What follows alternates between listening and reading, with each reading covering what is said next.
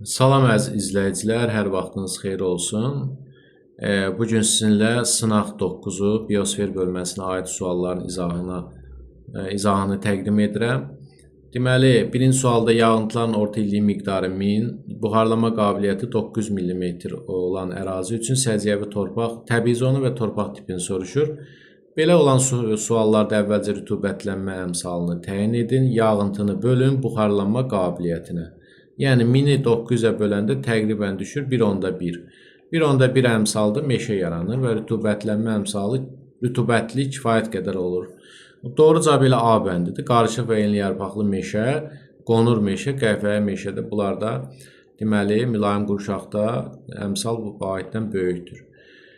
Digərlərində məsələn cod yarpaqlı həmişəyaşıl meşələrdə, qəhvəyi torpaqlarda olmaz. Yəni cod yarpaqlının qəhvəyi torpaqlarında bu subtropik qurşaqdadır, suvarma şəraiti tələb olunur. B olmaz. Savannada 0,8 əmsaldır, çöldə 0,6, meşə çöldə 0,7 olmaz. Dəyişkən rütubətli meşələrdə ola bilərdi. Qırmızı qonur burada pozur qanuna uyğunluq.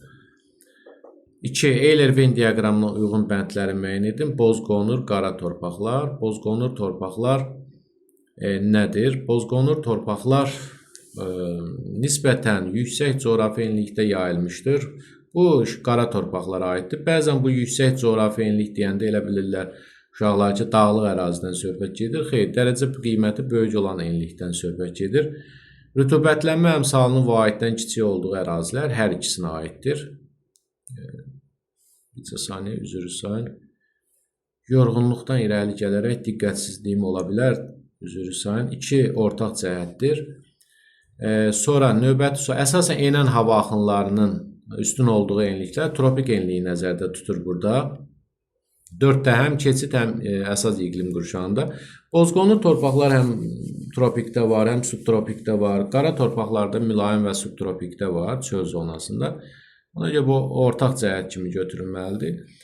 5-də Rusiyanın cənubu deyirsə qara torpaqlar. Suvarma şəraitində əkinçilik inkişaf edir. Bu isə əsasən boz qonur torpaqlara aiddir. Bozqonur torpaqlara aiddir. Beləliklə sualın doğru cavabı 1-ə 3, 6, 2-yə 1, 5, 3-ə də 2, 4. B, A bəndi doğrudur. Üçüncü sualda cədvələ əsasən doğru sıraları müəyyən edin. Rütubətlənmə əmsalı təbii zona torpaq ardıcıllığını müəyyən etmək lazımdır. Əmsal 0,5 olanda səhra yox, yarım səhra hətta əmələ gələ bilir. 0,5 əmsal əslində belə deyək də, yarım səhra ilə çöl təbii zonasının keçididir. Ona görə bu yanlışdır. 0,4 əmsalda da çöl yaranmaz. Çünki çöl 0,6 əmsalda, 10,6 əmsalda yaranır. 1,2 əmsalda meşə qonur düzdür. 0,6 əmsalda tundra yaranmaz. Bu 0,6 yox, 1-dən böyük olmalıdır. 1-dən böyük olmalıdır. Yəni 1,1 və s. Deməli 4 ola bilməz. 5-də 1,3-də tayqa podzol düzdür. 3-5 C bəndi doğrudur. Tayqa iynə yarpaqlı meşədə bataqlıqdır ora. 4-cü sualda rütubət çatışmazlığı şəraitində formalaşan torpaqlar. Rütubət çatışmazlığı deyəndə, yəni həmin əmsal, rütubətlənmə əmsalı kiçikdir, 1 götürülür. Burada da təbii ki, qara torpaqlar şabaldır və bozqonur torpaqlar 3, 4, 5-i götürə bilərik. O birisilər isə əmsalın birdən böyük olduğu əmsallardır. Torpaqlardır. Xəritə sxemdəki rəqəmlərə əsasən torpaq tiplərini müvafiq olaraq müəyyən edin. Bir subekvatorialdır. Burada savanna olduğuna görə qırmızı qonur olur. C. 2 subaktlikdir. Bura nə olur? Tundra. Ona görə D bəndi olacaq. 3. Bura mərkəzi düzənliklərdir. Orada çöl zonası yayılıb deyənə qara torpaqlar. 4 isə Portuqaliya, Aralıq dənizi, cod yarpaqlı, qəhvəyi torpaq olur. C, D, A, B. C, D, A, B də C variantında verilir. Xəritə sxemdə ştrixlənmiş ərazilərdə yayılan torpaqlar üçün səciyyəvi əlamət. Ceyrançöl Acınor. Ceyrançöl Acınorda əsasən şabaldı torpaqlar və tala şəklində bozqonur torpaqlarda yayılmışdır. Bura haradır? Bu mil düzüdür. Mil düzündə deməli və hərəmi düzüdür. Burada da açıq şabaldı torpaqlar yayılmışdır. Burada da deməli arazboyu düzənliklərdə bozqonur və açıq şabaldı torpaqlara rast gəlinir. Bu daha doğrusu boz çəmən torpaqlara rast gəlinir. Bunlar ümumiyyətlə belə deyək də rütubət çatışmazlığı şəraitində, yəni rütubətin vahiddən kiçik olduğu ərazilər şəraitdə yaranır. Ona görə C bəndi doğrudur. A bəndə dəmiyə olmaz. Dəmiyə süni suvarma tələb edilmədən əkinçiliyə deyilir. Bu torpaqlar quraqlıq, yəni vahiddən kiçik olduğuna görə süni suvarma tələb edir. Humus qatı ilə zəngindir, xeyr. Yəni burada əsasən bozqonur torpaqlardan söhbət gedir. Bir də məsələn şabalı torpaqlarda var. Şabalı torpaqlar düzdür. Humus qatı ilə zəngin olsa da, amma araz boyunda və bu hərəmi və mil düzündə burada bozqonur, bozçəmən, qismən açıq şabalı torpaqlar var. Yəni tam olaraq bütün şərti ödəmir. D bəndə həm dəmiyə ola bilməz. Suvarma yalnız. Qurun suları bataqlıq da olmaz. Ona görə C bəndi doğrudur. Gəldik 7-ci suala. Xəritə sxemdə rəqəmlərlə göstərilmiş ərazilərə uyğun gələn təbii zonalar. Bir hanı? Bir burada tar səhrası. Səhra adısa D. Bu nədir? Mülayim tayqadır bura. C. 3. Bura böyük göllərin cənubu enliyarpaqlı meşələrdir burada. Və 4-də burada deməli Braziliyanın şimal Surinam ərazisi, Qayana. Bunlarda da orada daha doğrusu Gviana yaylası, orada da savanna seyrən meşələri yayılmışdır. B. Beləliklə DCAB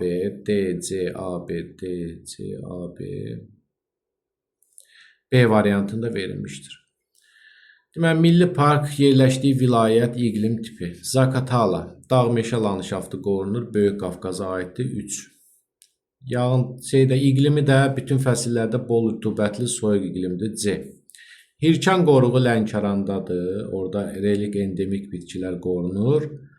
Lənkəran 1-dir. İqlimi də yağıntılar bərabər paylanan mülayim istidir. Türyançay quraq yerdir. Kür dağı arasına aiddir. 2. Arid bitkilər, ardıq, saqqız ağacı qorunur. O da yarım səhra iqlimində yaranır. C, B, A, Y variantına uyğun gəlir. Gəldik 9-cu suala. 1/2 milyon miqyaslı xəritədə Bakı şəhəri və ondan 90 dərəcə azimutda. Biz Bakı şəhərin burada koordinatını cızsaq, Bakı şəhəri biz bilirik ki 40 şimal enliyi, 50 şərq uzunluğunda yerləşir. Yəni buradan 90 azimutda yerləşən A məntəqəsi, burada bu nöqtədə də A məntəqəsi yerləşir. 42.7 sm məsafə var burada və miqyasda 1/20.000, daha doğrusu 2 milyon. Görək bu məsafə nə qədərdir? Bu məsafəni tapanda buradan 5-0 silsən miqyasın yanından 20-ni 42.7-yə vuranda o həqiqi məsafə bərabər olur 854 kilometr. Burada da 40 şimal enliyində 1 dərəcə qövsün uzunluğu 85.4 dağı.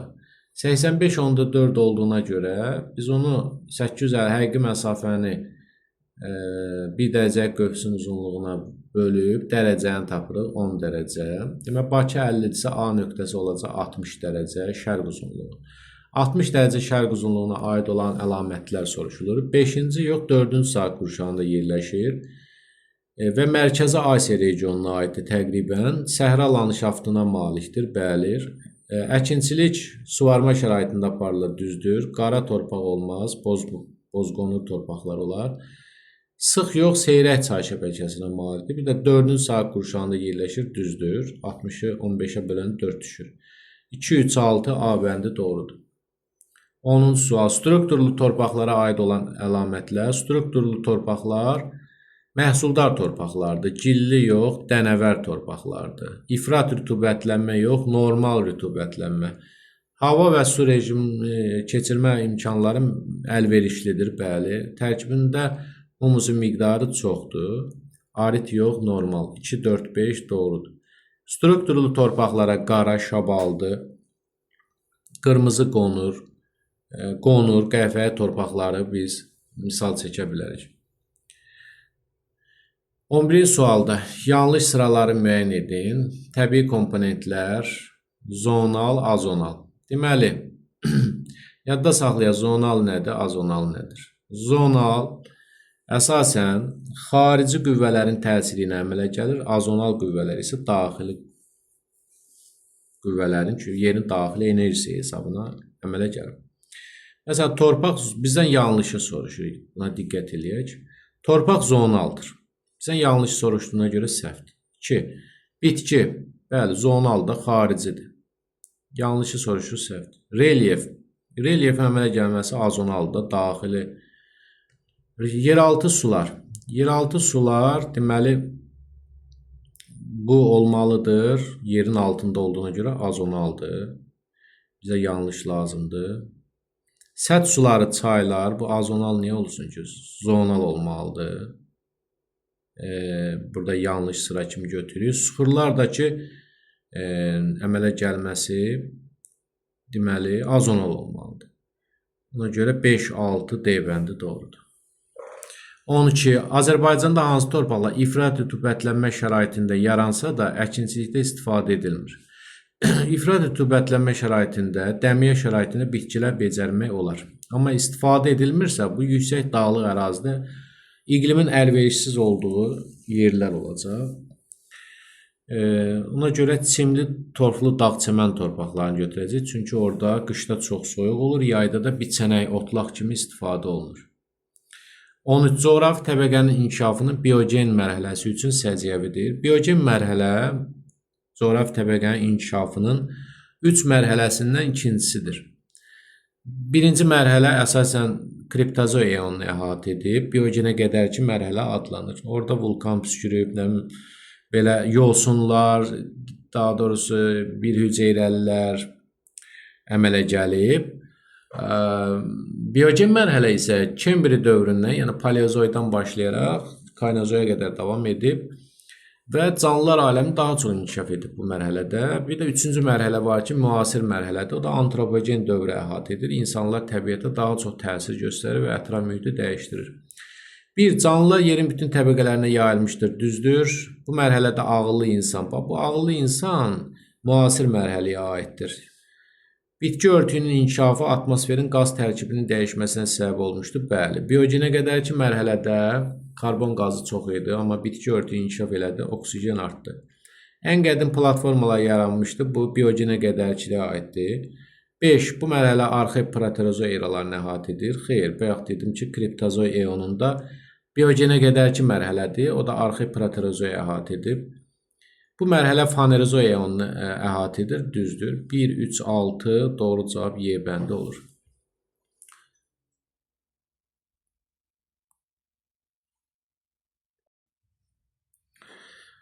Davam edirik yoldaşlar. Deməli, xəritə sxemdə 14-cü sualda xəritə sxemdə verilmiş A və B məntəqələrinin yerləşdiyi ərazilər üçün ümumi əlamətlər soruşulur.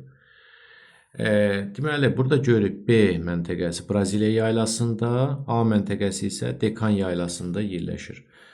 Birdə deyir, aqroiqlim imkanları bizdən ümumi əlamətlər soruşulur. Aqroiqlim imkanları məhduddur. Xeyr, niyə ki? Aqroiqlim ehtiyatları məhdud deyil, yaxşıdır. Əlverişlidir.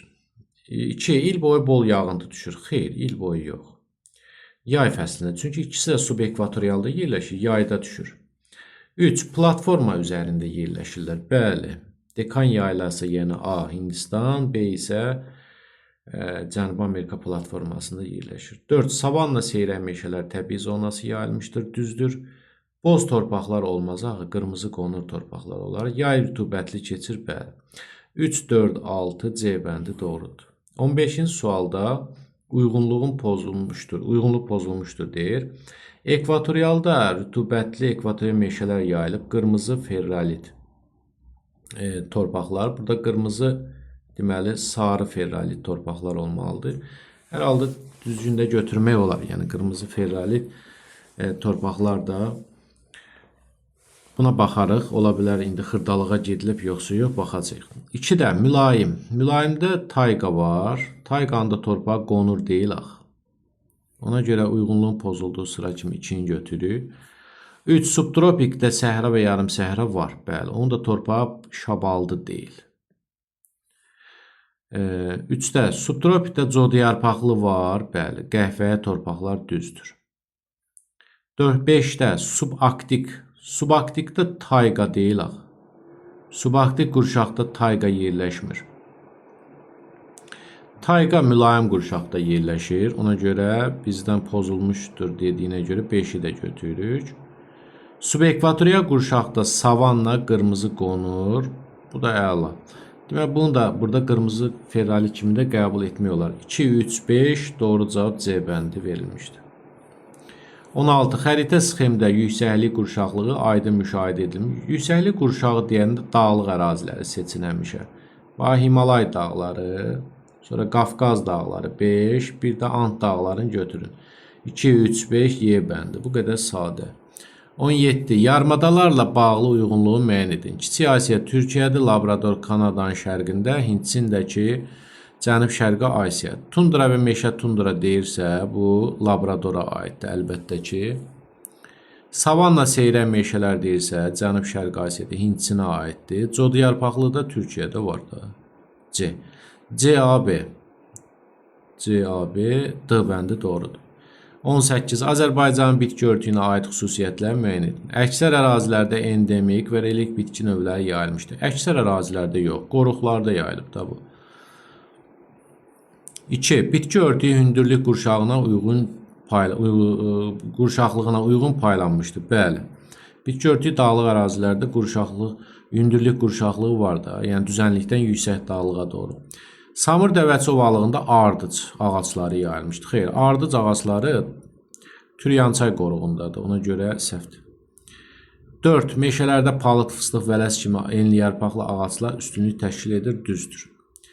Tuğay meşələrində ağ yarpaq, qovaq, söyüd və qarağac bitir. Bəli. Naxçıvanda Suval alt çəmənlərinin aşağı sərhədi 500-600 metrdən yüksəklikdən keçir, bu səhvdir. Çünki Naxçıvanda 1000 metrə qədər elə yarım səhradır. Doğru cavab 2, 4, 5 D bəndi olacaq. Sxemi tamamlayın.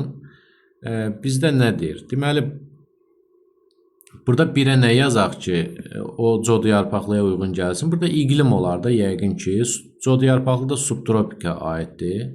Subtropik. Codiyarpaqlığın da nəyə ola bilər? Torpağı ola bilər. Torpağı da qəhvəyidir. Qəhvəyi torpaqlar.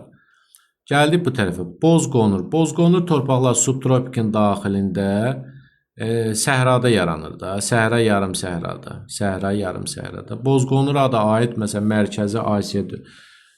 Daha da Əfqanistan məsələn demək olar. Və yaxud da Türkmenistanı demək olar. Onda bunları nəzərə alsaq elə D bəndi doğru cavab çıxır. Gəldi 20-ci suala. İqlim diaqramının aid olduğu ərazi üçün səciyyəvidir. Burada iqlim temperaturu göstərən xətt görürsünüz, ağzı yuxarı baxır.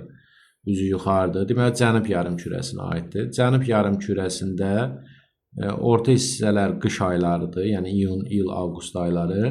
Deməli, bu Cənubun Aralıq dənizi iqlim tipidir. Məsələn, Avstraliyanın cənub-şərqi, Carın cənub-şərqi və Çili ərazisində yaranır. Codiyarpaqlı meşələr Aralıq dənizində var. İl ərzində buxarlanma qabiliyyəti ilə buxarlanma arasında fərq az olur. İl ərzində yox da, yəni fərq, məsələn, qışda, yayda Aralıq dənizi iqlim tipinə az yağıntı düşdüyünə görə fərq çoxalır, qışda isə azalır. Yəni, il boyu bu müşahidə olunmur. Məsələn, hansı ərazidə fərq il boyu belə fərq az müşahidə olunur? Əlbəttə ki, bu məsələn yağıntının çox düşdüyü ərazidə, məsələn ekvatorial meşələri götürmək olar. İyun-avqust ayları mülayim hava kütləsinin təsirinə məruz qalır. Bəli, cənubda iyun-avqust ayları qış aylarıdır, mülayim hava kütləsi təsir edir. Yağıntının əsas hissəsi yayda yox, qışda təsiri düşür.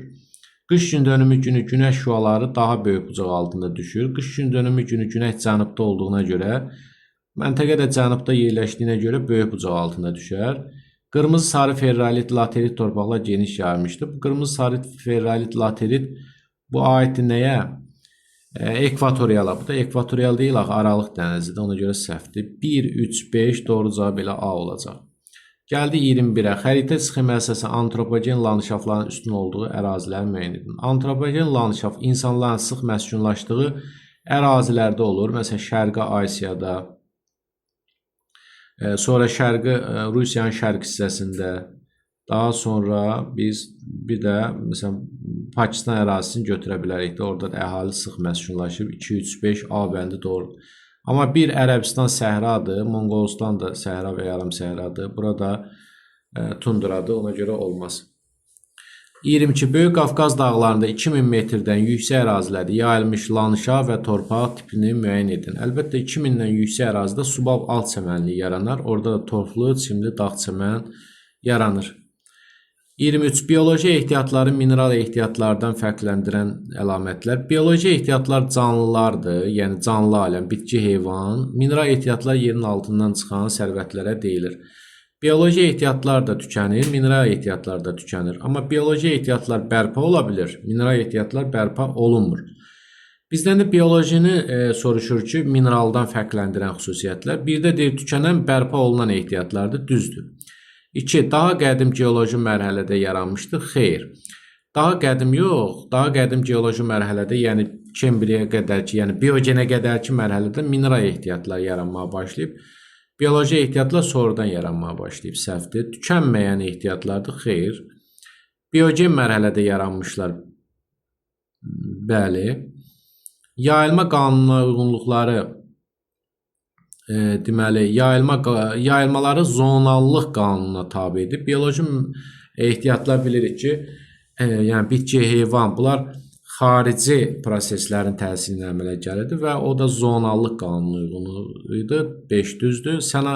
Amma mineral ehtiyatlar azonaldır. Sənayedə xammal kimi geniş istifadə olunurlar. Sənayedə əsasən xammal kimi mineral ehtiyatlar istifadə olunur. Doğru cavab 1, 4, 5 götürülür. 24-də xəritə sxemi əsasən biomüxtəlifliyin az olduğu ərazilər müəyyən edin. Yəni kasıb ərazilər, canlı aləmin kasıb olduğu ərazilər. Səhraları götürəcəyik. Bir də soyuq bölgələri götürəcəyik. 1, 4, 5 doğru cavabdır. Amma məsələn Amazon ovalığıdır, bura Hindistandır, Hind-Çin yarımadasıdır. Burada zəngindir. Çünki iqlim və torpaq iqlim şəraiti əlverişlidir canlıların inkişafı üçün. 25. Xəritə sxemi əsasən yarım səhra, dağ, çəmən və dağ meşə landşaftının yayıldığı ərazilər. Deməli, müvafiq olaraq müəyyən edin. Əlbəttə, yarım səhra ərazilər, məsələn, biri götürə bilərik Araz boyu. Dağ, çəmən dediyinə görə yüksək dağlığı götürəcəyik, məsələn, Kəlbəcəri. Dağ meşə də dediyinə görə biz, məsələn, 4-ü götürə bilərik, Böyük Qafqazı. Ona görə ardıcılıq belə olacaq. 1, 3, 4. Qaldı digərlərinə 2, 5, 6. Bunlarda isə düzənlik ərazi olduğuna görə düzən meşələri yayılmışdır və orada alüvial çəmən üstünlük təşkil edir. 26-da xəritə sxemdə işarələnmiş ərazilər üçün ümumi əlamətlər. İşarələnmiş ərazilər aradır. Braziliya yaylası. Burada tropik enlikdə əsasən rütubətli bölgələrdir bura. Burası deməli, subekvatorial qurşaqda bunlar savannadır. Savannadan söhbət gedir. Bir də deyir, əlverişli torpaq şəraitində qara və şabaldır. Xeyr, bu çölün və meşə çölün torpaqlarıdır. Bu savannanın torpaqları bilirik ki, qırmızı qonurdur. Bir dəfə yadda saxlayaq. 2 düzdür, savanna seyrək meşələr. İyun-avqust aylarında daha çox yağıntı düşür. İyun-avqust ayları cənubda qış aylarıdır. Qış ayına da bilirik ki, Aralıq dənizinə daha çox yağıntı düşür. Yəni, məsələn, Avstraliyanın bu hissəsinə, sonra Carın bu hissəsinə və yaxud da burada bu nöqtələr verilsəydi, onda deyərdi, iyun-avqust ayları daha çox yağıntı düşür. 3 səhvdir. 4. İl ərzində yağıntıların paylanmasında kəskin fərq var. Bəli, yayda çox yağır, qışda az yağır. Ona görə 4 düzdür. 5-də qış mövsümündə tropik hava kütlələrinin təsirinə məruz qalır. Qış mövsümü nə vaxtdır? Deməli, bəli, qışda yağıntı az düşürdü. Ona görə tropik hava kütlələrinin təsirinə məruz qalır. Yayda isə ekvatorialın. 6-da yüksəklik qurşağı xeyr. Bunlar düzənlik ərazidir. Doğru cavab 2, 4, 5 olacaq. 27. Coğrafi təbəqənin qanun uyğunluqları. Bütövlük, ritmiklik, zonallıq. Deməli, Bunları uyğunlaşdırmaq lazımdır. Bütövlük qanuna uyğunluğu nədir? Yəni bir komponent dəyişərsə, bütün komponentlər hamısı sıradan çıxa bilər. Ona görə məsələn biosenoz nədir? Biosenoz bütün bitki, heyvan, bütün mikroorqanizmlərin deməli ümumi məcmusu adlanır. Deməli bütövlük qanuna uyğunluğuna uyğun olaraq canlı aləmi biz misal çəkə bilərik. Ona görə biosenozu məsələn bura aid eləyə bilərik. 1A. Məsələn digərlərinə baxın. Şərqi Avropa düzənliyində müxtəlif torpaqların yayılması, qabarma çəkilmə, bu ritmiklikdir. Bu B bəndi əsas zonallıq qanuna uyğunluğudur. Bu bura aiddir. Qabarma çəkilmə ritmi hərəkətdir deyənə bura aiddir. Afrika materikində iqlim qurşaqlarının təkrar olunması bu zonallıqdır. Məhsul yığımı, bu da məhsul yığımı da aid olar bütövlük qanuna uyğunluğuna. 1-ə A-yı, 2-yə C, 3-ə B-dir. Niyə məhsul yığımı? Çünki məhsulu insan yığır və özünə qida bütövlük qanunu, yəni qida zəncirini tamamlayır. Gəldik situasiyaya. Şimal yarımkürəsində bütün fəsillərin aydın müşahidə olunduğu A məntəqəsinin yerləşdiyi coğrafi enlikdə il boyu eyni hava kütlələri hakimdir. Şimal materiklərində bu enlik boyunca temperatur və rütubət qərbdən şərqə doğru dəyişir. Qəşəng. Bütün fəsillərin aydın müşahidə olunduğu şimal yarımkürəsində 2 dənə enlik var. Ümumiyyətlə dünyada 2 dənə enlik var. Biri mülayimdir. Bir də subtropikdir. Subtropik.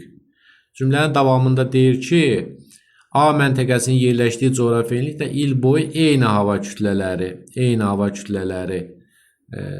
Biz bilirik mülayimdə eyni olur. Yəni yalnız eyni mülayim əsas hava kütləsi olduğuna görə, daha doğrusu eyni əsas iqlim qurşağı olduğuna görə əsas hava kütləsi olan mülayim hava kütləsi orada hakimdir. Subtropik isə keçid qurşağı olduğuna görə orada həm mülayim, həm də tropik hava kütləsi hakim olur. Ona görə söhbət mülayimdən gedir. Bir də deyir ki, qərbdən şərqə doğru dəyişir. Bəli, orada küləklərin təsiri ilə Avropada deməli yağıntı miqdarı azalır. 28-də deyir ki, bu coğrafi enliyə aid iqlim qurşağı. İqlim qurşağını təyin edilir. Mülayim.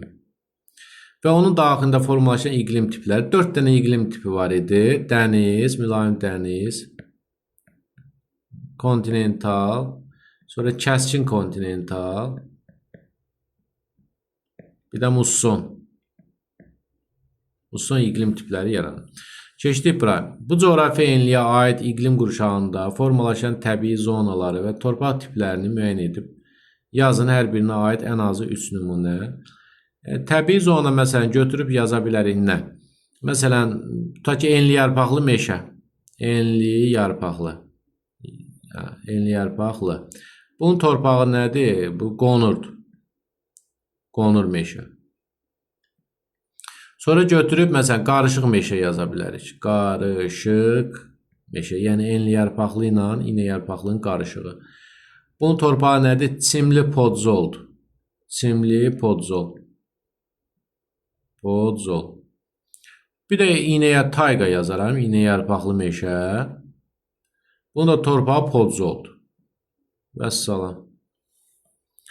30-da bu coğrafi enliyə aid iqlim qurşağında formalaşan təbii zonalarda geniş yayılan kənd təsərrüfatı sahələrini müəyyən edib yazın. Ən azı 3 nümunə. Məsələn, taxılçılığı yazmaq olar. Taxılçılıq. Sonra kənd təsərrüfatı sahələrini da məsələn yazmaq olar, tutaq ki, südlü ətli heyvandarlıq, südlük, tutaq ki, ətlik heyvandarlıq. Bitkilərdə məsələn kartofçuluğu yazmaq olar, başqa mülayimin bitki, kartofçuluq. Sonra şəkər çuğundurun yazmaq olar. Çuğunduru əkini. Təsərrüfat sahələrini deyir. Yəni əkinçilikdir, heyvandarlıqdır. Sonra iqlim qurşağı və s. də belə artırmaq olar. Yəni 3 dənə nümunə deyir, 3 dənə nümunə götürüb yazmaq olar. Beləliklə izahımız burada yekunlaşır. Növbəti sınaqlarda görüşmək ümidi ilə diqqətinizə görə sağ olun.